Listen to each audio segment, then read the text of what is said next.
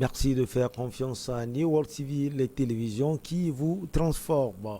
Nous recevons Mamadou Diouf. Avec lui, nous allons parler de la Libye, le fils de Kadhafi, candidat surprise à la présidentielle. Mamadou Diouf, bonjour, vous allez bien?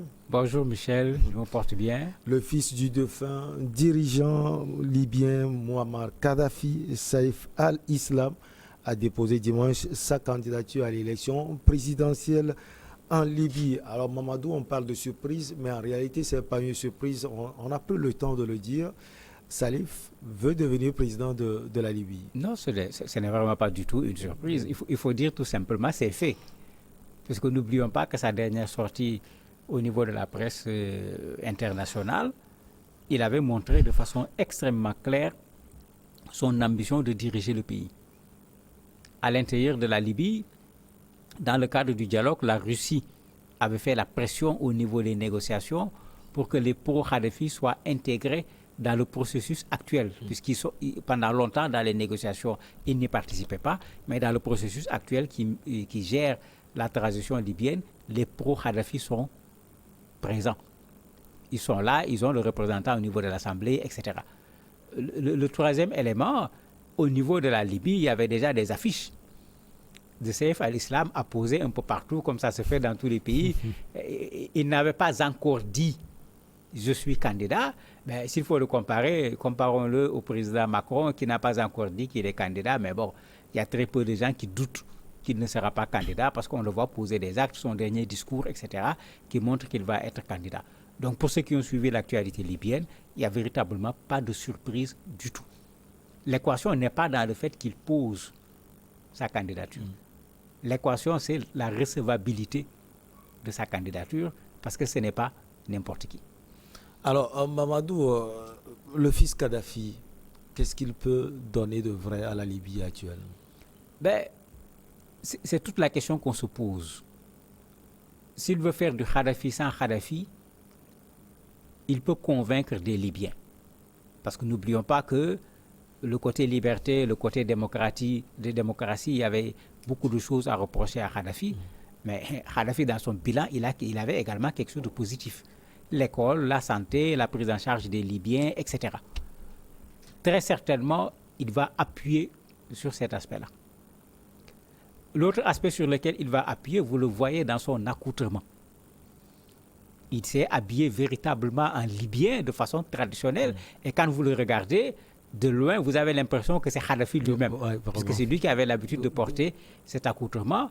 Et c'est un appel du pied au groupe de tribus qui se trouvent en Libye, parce que Kadhafi avait gouverné en s'appuyant sur ces groupes-là. Donc son habillement n'était pas un habillement choisi juste pour la circonstance, il y a un appel du pied. Le fait qu'il utilise des versets du Coran en parlant, ça veut dire que ce monsieur connaît très bien la Libye et il est en train de vouloir attirer la sympathie de plusieurs catégories de Libyens par rapport à sa candidature. Mais ça veut dire qu'il a réfléchi. Ça veut dire certainement qu'il y a une équipe autour de lui qui ont fait ce travail. La façon dont il a gardé le suspense, donné les informations à compte-gouttes jusqu'à venir présenter sa candidature.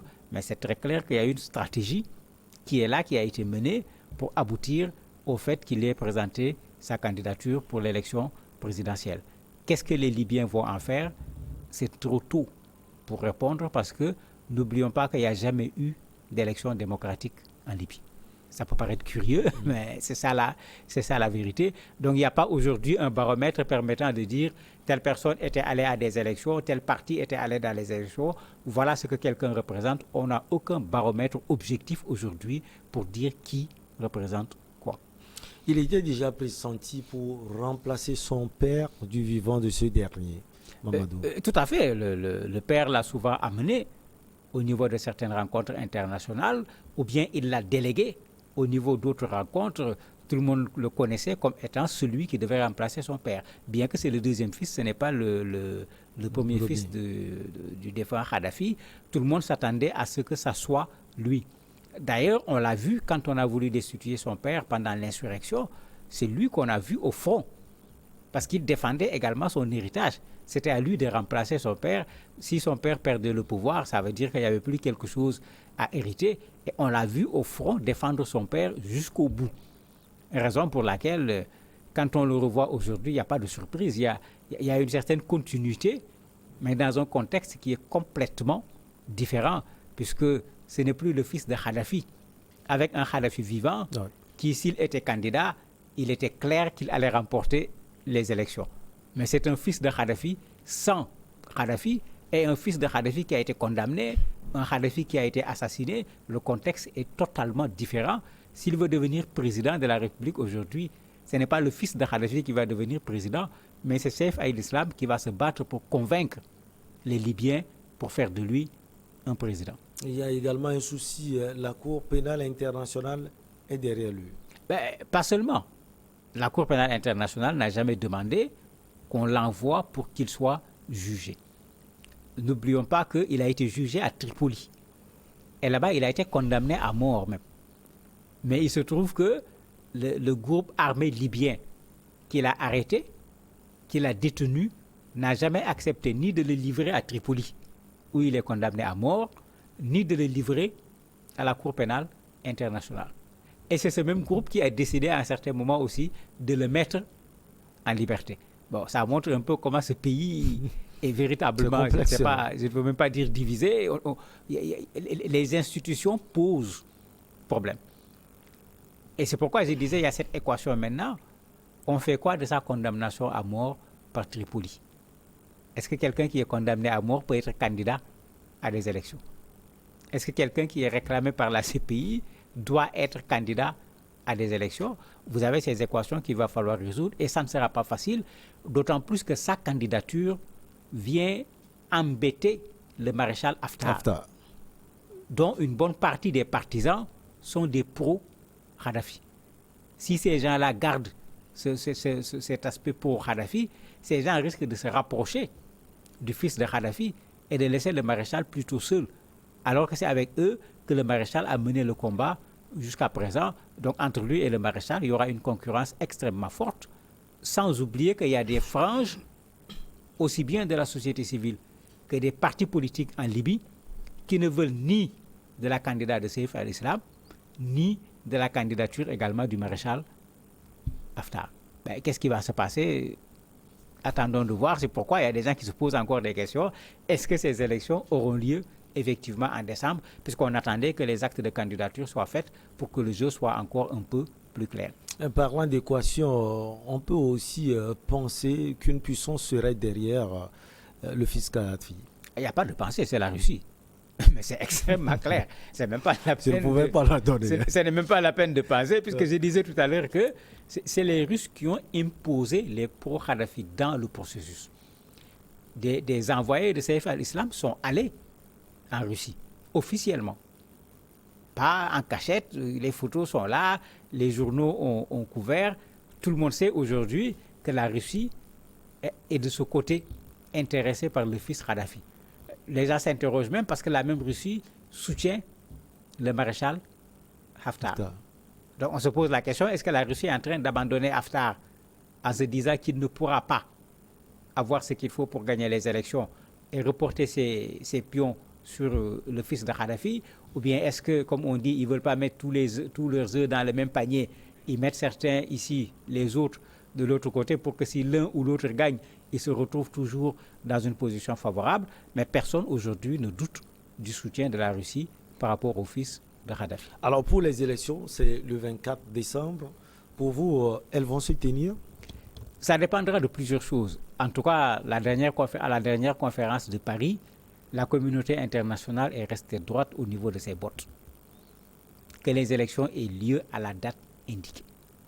Mais l'équation, c'est que nous sommes presque au début du mois de décembre. C'est une équation. Est-ce qu'on peut organiser des élections d'ici le mois de décembre? Moi, je commence à en douter. Puisque quand il restait 3 mois, les gens commençaient déjà à tirer la sonnette d'alarme. Il y a une organisation de la société civile libyenne qui est pour des élections, qui à 3 mois avait attiré l'attention de la communauté internationale à travers l'Union africaine, à travers l'Organisation des Nations Unies, en disant que c'est le moment alors qu'il y a des choses qui n'ont pas encore été faites pour qu'on puisse aller sereinement vers des élections. Mais en tout cas, pour la communauté internationale, la pression est là pour que les élections aient lieu. Attendons que les autres candidats se prononcent et qu'on voit la validation ou pas des candidatures, parce que cela peut créer des remous qui feront que les élections ne pourront pas avoir lieu le 24 décembre. Finalement, on a l'impression que c'est un combat entre les puissances. Mais c'est clair que depuis longtemps, c'est un combat entre les puissances. On se rappelle que si Haftar n'a pas pu avoir Tripoli, c'est parce que le gouvernement provisoire a été soutenu par la Turquie en particulier. Si la Turquie n'a pas pu réduire Haftar, c'est à cause également du soutien de l'Égypte, des Émirats arabes unis, de la Russie, en partie des États-Unis, de la France, avec un peu de flou dans ce soutien. Et à la conférence de Paris, les gens sont revenus sur ça. Puisque dans le processus qui permet à la Libye de redevenir un État normal, il est bel et bien prévu le retrait des forces qui ne sont pas des forces libyennes. Il paraît que même Haftar a accepté que 300 partent à la demande de la France, mais attendons de voir sur le terrain parce que jusqu'à présent, il y a à peu près 20 000 mercenaires sur le sol libyen. 20 000 personnes, ce n'est pas rien. Et ces gens ne sont pas là pour des élections, puisque c'est des gens qui portent des armes. Ouais. Souvent, ce ne sont pas des Libyens. Ils ne sont pas concernés par le vote, mais leur présence également peut perturber le scrutin. Et si une candidature est rejetée, les âmes risquent de pleurer encore. Mais malheureusement, il n'y a pas eu de désarmement. On avait parlé même de cantonnement. Il y a plein de choses qui avaient été dites qui n'ont pas été faites. Puisque c'est comme si ces gens sont conscients que le problème n'est pas encore résolu.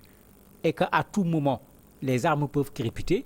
Donc chacun a gardé son arsenal en se disant, bon, si le processus ne marche pas, si on devait revenir aux armes, j'aurais déjà ce qu'il me faut pour pouvoir me défendre ou bien pour pouvoir attaquer en fonction de la stratégie que le groupe pour laquelle le groupe va opter.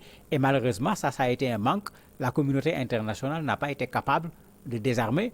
Elle n'a pas été capable, malgré plusieurs rencontres, de faire quitter du sol libyen ces mercenaires qui sont venus d'autres pays.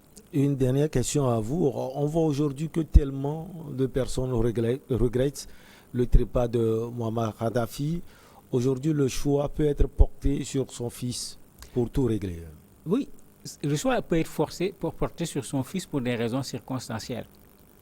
Quelqu'un qui regarde Kadhafi, qui allait dans le désert, qui installait des villes, qui faisait pousser des végétaux, peut avoir une nostalgie et à cause de cette nostalgie se dire mais le fils viendra refaire ce que le père avait fait. Parce qu'il ne faut pas oublier que les Libyens ont vécu 10 ans de guerre. Au bout de 10 ans de guerre, est-ce que la dictature de Kadhafi ne va pas être considérée comme étant plus douce que les 10 ans de guerre vécus? Mais si c'est cela, l'avis des Libyens, ils risquent effectivement de reporter leur vote chez le fils de Kadhafi. Mais vous avez des Libyens qui disent niet, 10 ans de guerre, des morts, des destructions, on ne peut plus se permettre de faire un retour en arrière. Il faut nécessairement une autre Libye qui soit une république et une Libye démocratique. Merci à vous, Mamadou Diouf. On marque la pause et on reçoit notre invité.